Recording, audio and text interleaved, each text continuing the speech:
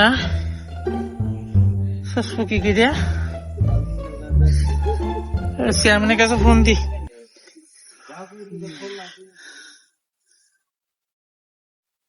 Hello chairman সাহেব।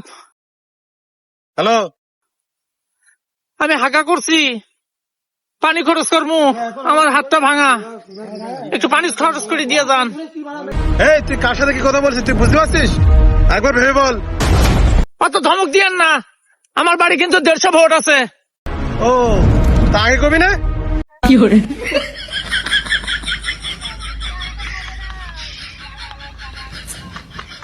তোর আগে এত কষা কেন রে?